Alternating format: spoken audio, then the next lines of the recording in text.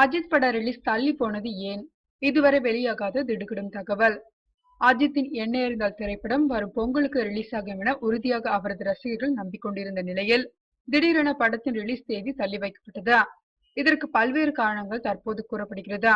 ஹாரிஸ் ஜெயராஜ் பின்னணி இசையமைக்கும் பணி தாமதமானது என்றும் எடிட்டிங் பணி முடியவில்லை என்றும் கூறப்பட்டாலும் உண்மையான காரணம் என்ன என்பது தற்போது வெளியாகியுள்ளது.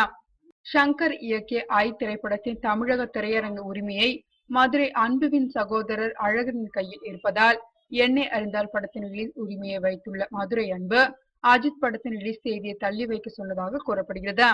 ஒரே நாளில் இரு படங்களும் ரிலீஸ் ஆனால் சகோதரர்களில் இருவரில் ஒருவருக்கு நஷ்டம் ஏற்பட வாய்ப்பிருக்கின்ற காரணத்தால் ஒரு படத்தின் ரிலீஸ் தேதியை தள்ளி வைக்க சகோதரர்கள் முடிவு செய்ததாக கூறப்படுகிறது.